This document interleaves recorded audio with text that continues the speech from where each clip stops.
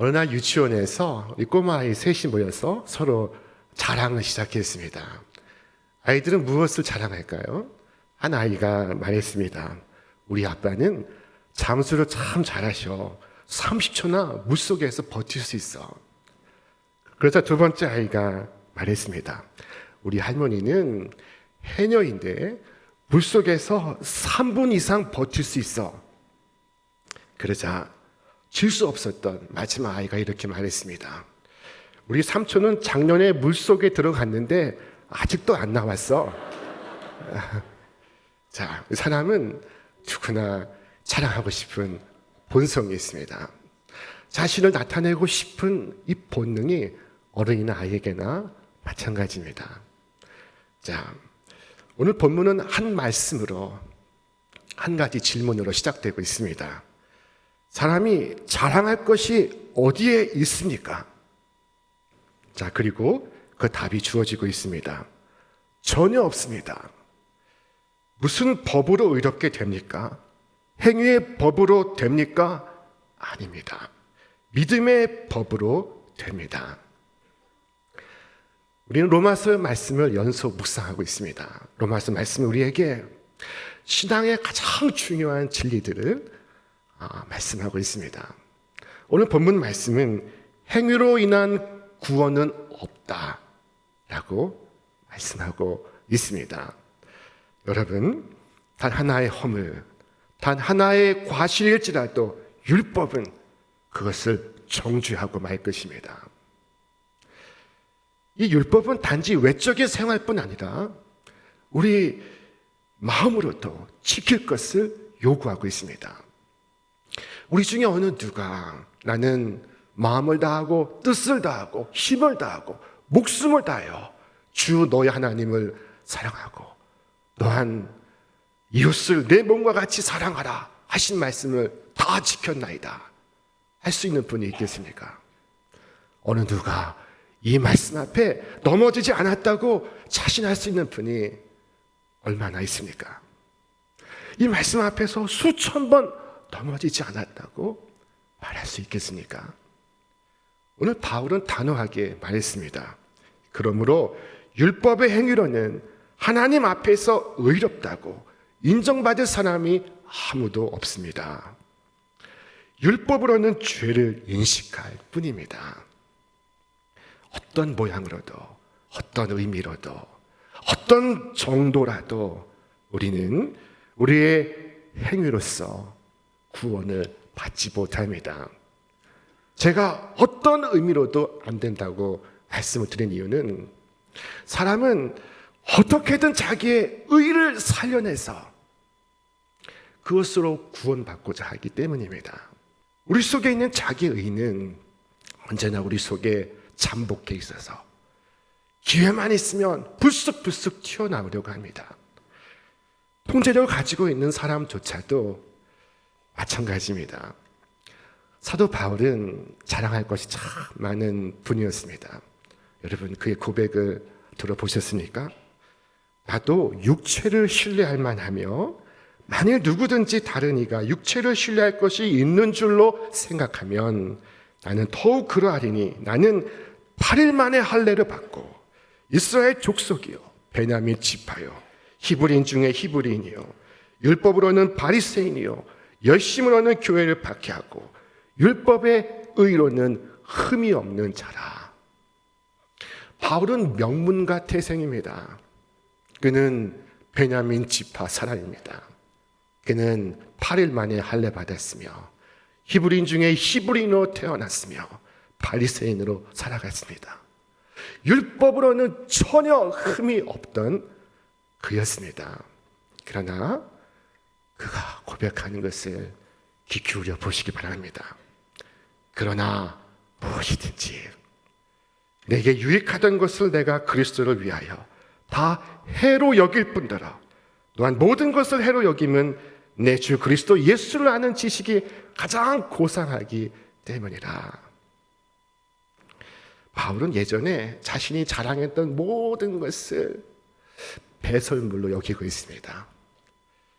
그럼으로써 바울은 예수 그리스도를 얻기 원하고 예수 그리스도를 자랑하기 원하고 있습니다.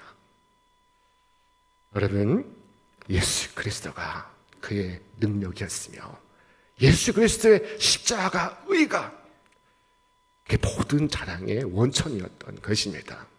여러분, 결론적으로 바울은 이렇게 우리에게 말씀했습니다. 그러나 내게는 우리 주 예수 그리스도의 십자가 외에 결코 자랑할 것이 없으니 그리스도로 말미암아 세상이 나를 대하여 십자가에 못 박히고 내가 또한 세상을 대하여 그러하니라. 구원은 오직 100% 하나님의 은혜로 받는 것입니다.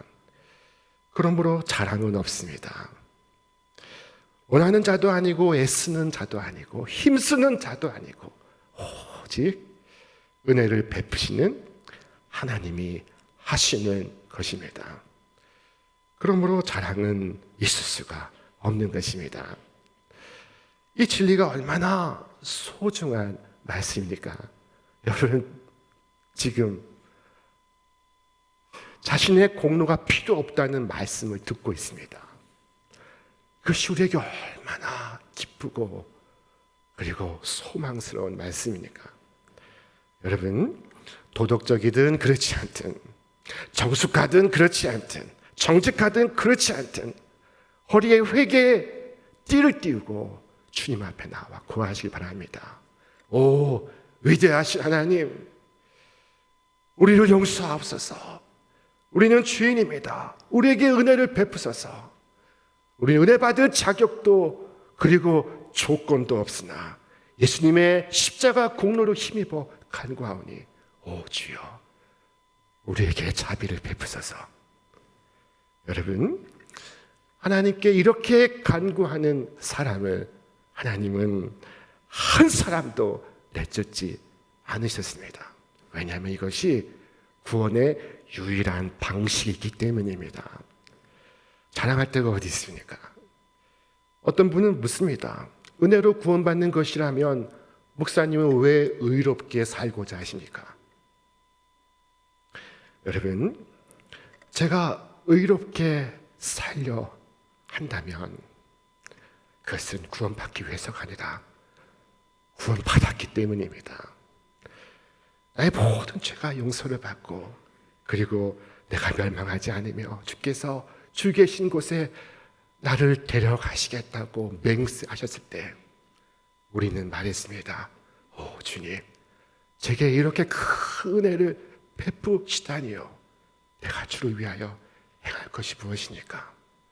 내가 주님을 위하여 할 수 있는 것이 무엇입니까? 자기 희생입니까? 아니면 자기 부인입니까? 아니면 자기 십자가를 지는 것입니까? 오 주님, 그보다 더한 것이라도 괜찮습니다. 여러분, 사도 바울은 말했습니다. 우리가 살아도 주를 위하여 살고 죽어도 주를 위하여 죽나니 그러므로 사나 죽으나 우리가 주의 것이로다. 이처럼 우리가 순수한 감사와 사랑에서 하나님을 섬길 때 비로소 참된 선행이라 할 수 있습니다. 이것은 자기 위안을 목적으로 하지 않으며 남의 칭찬을 기대하지 않습니다. 그는 결코 자신을 자랑치 않을 것입니다. 참된 선행은 그러므로 구원받은 자만이 할 수 있습니다. 자랑이 그를 넘어뜨릴 수 없습니다. 그를 넘어뜨려 해도 그는 넘어지지 않을 것입니다.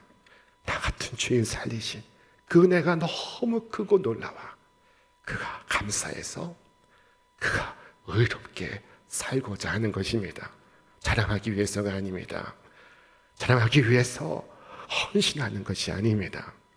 구원받은 것에 감사해서 행하는 선행은 결코 자기의 자랑도 공로도 될 수가 없습니다. 그러므로 바울은 이처럼 고백했습니다. 그러나 내가 나 된 것은 하나님의 은혜로 된 것이니 내게 주신 그의 은혜가 헛되지 아니하여 내가 모든 사도보다 더 많이 수고했으나 더 많이 헌신했으나 내가 한 것이 아니요 오직 나와 함께 하신 하나님의 은혜로라. 여러분, 그러므로 자랑하지 말기를 바랍니다. 자랑한다면 오직 주님의 십자가만을 자랑하시기 바랍니다. 우리는 바울처럼 예수님만을 자랑해야 합니다.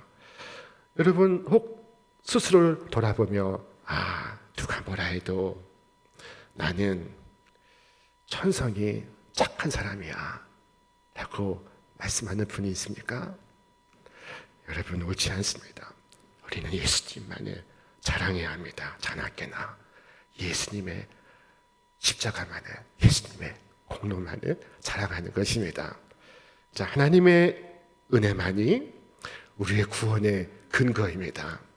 하나님은 은혜로우시기 때문에 죄인이 죄의 사함을 받고 그리고 깨끗함을 입는 것입니다. 하나님은 은혜로우시기 때문에 죄인이 구원을 받는 것입니다. 죄인 안에 있는 어떤 것 때문에 혹은 장차 있을 어떤 것 때문에 구원받는 것이 아닙니다. 오직 하나님의 끝없는 자비와 선함과 인내하심과 연민과 긍휼 때문에 구원받는 것입니다. 하나님의 은혜는 끝이 없습니다. 그 깊이를 누가 측량할 수 있겠습니까? 하나님은 사랑으로 충만하십니다. 하나님은 사랑이시기 때문입니다. 하나님은 선하심으로 가득하십니다. 하나님은 선하신 하나님이시기 때문입니다. 오늘 요절 말씀은 바로 이것입니다. 그렇다면 사람이 자랑할 것이 어디에 있습니까? 전혀 없습니다. 무슨 법으로 의롭게 됩니까? 행위의 법으로 됩니까? 아닙니다. 믿음의 법으로 됩니다. 믿음의 법. 구원을 위해선 믿음의 방법으로 된다는 것입니다. 오늘 로마서의 말씀은 은혜에서 시작해서 믿음으로 연결되고 있습니다. 이 로마서 구절 말씀은 우리 기독교 신앙의 기본 진리를 우리에게 설명하고 있습니다. 은혜는 무엇이며 믿음은 무엇일까요? 자, 여러분, 믿음이 파이프와 같다면 은혜는 샘과도 같다 할 수 있습니다. 하나님의 은혜는 믿음을 타고 우리에게 전해집니다. 믿음의 통로를 타고 우리에게 흘러옵니다. 여러분, 믿음은 원천이 아니라 통로라는 사실을 상기하시기 바랍니다.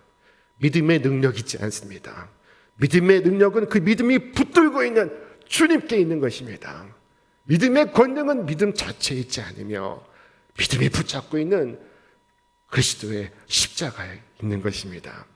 자, 그러므로 믿음의 역할은 무엇입니까? 믿음의 역할은 여러분 마치 사람의 손과 같은 역할을 하는 것입니다.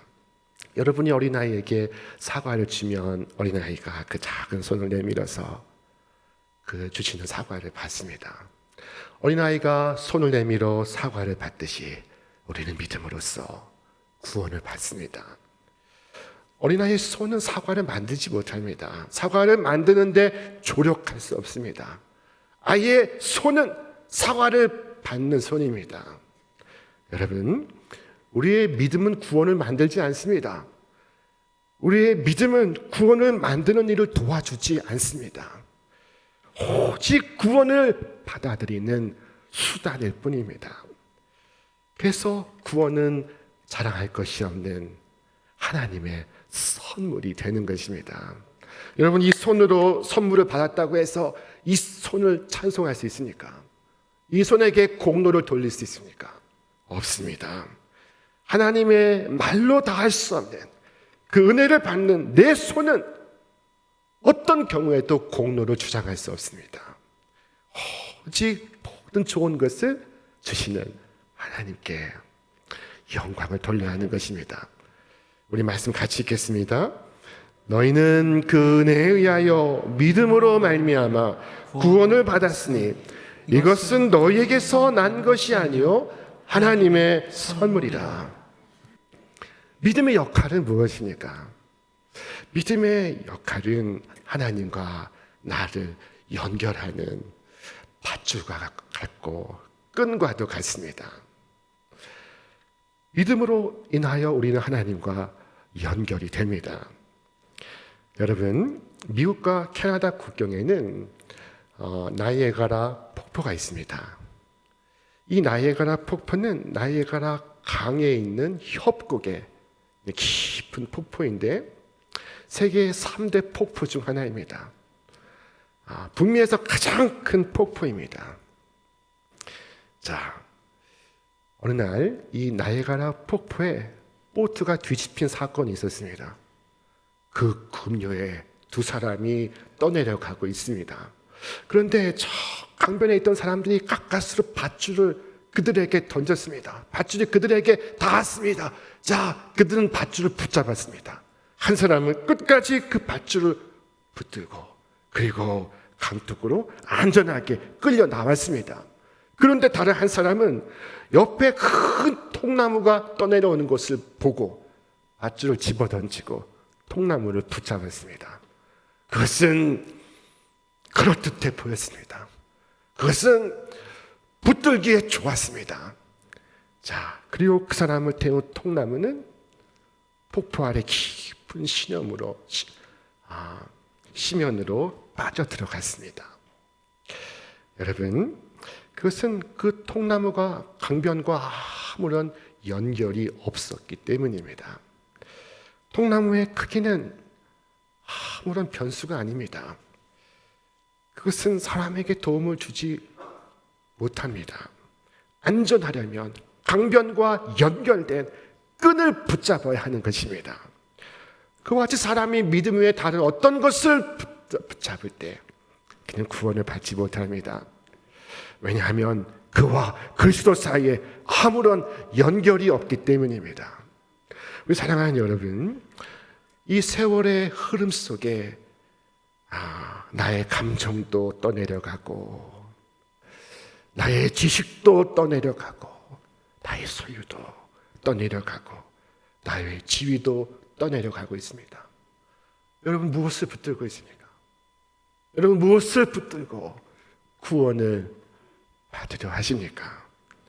믿음은 연약한 것 같아도 그러나 그것은 저 강변과 연결되어 있습니다. 그것은 위대하신 하나님의 손에 붙들려 있습니다. 그 무한한 힘이 그를 끌어낼 것입니다.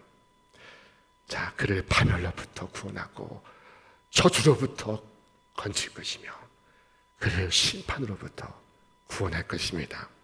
믿음은 참으로 복된 것입니다. 왜냐하면 나와 하나님 사이를 이어주는 밧줄이기 때문입니다. 믿음의 역할은 무엇입니까? 자, 믿음은 우리 자신을 하나님께 맡길 수 있도록 합니다. 요즘 거리에 나가보면은 여러분 각 지역 자치구마다 공원을 잘 만들었습니다. 그래서 많은 분들이 산책하는 걸 볼 수 있습니다. 산책하다가 힘이 들면 벤치에 앉아서 땀을 닦고 그리고 기대어 쉬기도 합니다. 저도 가끔씩 벤치에 앉아서 잠시 쉴 때가 있습니다. 여러분, 벤치에 앉아 쉴 때 어떻게 앉아 계십니까? 여러분, 몸의 5분의 1만 의지하십니까? 2분의 1만 의지하십니까? 그렇지 않습니다. 자기 몸을 온전히 벤치에 기대어 앉는 것입니다. 나의 무게를 온전히 의탁하는 것입니다. 바로 이와 같이 그리스도께 전부를 의지하는 것이 바로 믿음입니다. 여러분, 그리스도께 나를 온전히 맡기시기 바랍니다. 그리스도의 은혜로운 손에 여러분 자신을 의지하고 의탁하시기 바랍니다. 믿음은 우리로 하여금 모든 것을 주님께 맡기게 합니다. 자, 주께서 말씀하셨습니다. 수고하고 무거운 짐진 자들아 다 내게로 오라. 내가 너희를 쉬게 하리라. 여러분, 이 믿음은 또한 역사하는 힘을 가지고 있습니다. 자, 믿음은 용감히 행동하게 하는 힘입니다. 보이지 않을 때에도 믿음은 행하게 하는 힘입니다. 농부가 쟁기질하는 모습을 보셨습니까?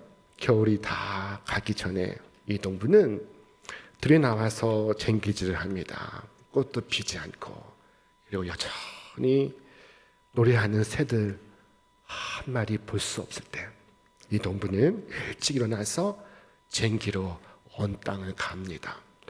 그리고는 그 밭고랑에 씨앗을 뿌립니다. 귀한 곡식을 땅에 버리고 묻어버립니다. 어리석은 일처럼 보입니다. 낭비처럼 보일 수 있습니다. 그러나 농부는 믿음을 가지고 씨앗을 뿌리고 있습니다. 그는 의심하지 않습니다. 그는 이때를 기다려왔습니다. 옥수수 하나를 심어서 수백 개의 열매를 거두게 하는 힘은 나에게서 오는 것이 아니라 하나님에게서 오는 것입니다. 그 모든 것을 하나님께서 하십니다. 그 모든 것을 하나님께서 주관하십니다. 믿음은 그것을 믿으며 용감히 행하게 하는 힘입니다. 여러분, 믿음은 또한 우리에게 평안을 창조하고 우리에게 기쁨을 줍니다. 믿음은 우리로 안식하게 하고 쉼을 얻게 하고 즐거워하고 기뻐하게 합니다. 자, 그 마지막은 천국이요, 영생이요, 부활입니다. 하나님께서 믿음에게 천국을 주시고 있습니다. 믿음에 천국을 담아주시고 있습니다. 자, 그렇다면 여러분, 어떻게 하여 이 믿음을 가질 수 있습니까? 나도 믿고 싶습니다. 목사님은 어떻게 해야 나도 믿음을 가질 수 있습니까? 자, 믿음을 갖기 위해서 내가 해야 할 일은 여러분, 단지 믿는 것입니다. 믿음은 믿는 것입니다. 복음은 우리에게 명령하고 있습니다. 주 예수를 믿으라. 그리하면 너와 네 집이 구원을 얻으리라. 그러므로 믿으시기 바랍니다. 진리가 여러분 앞에 계시될 때 여러분 믿으시기 바랍니다.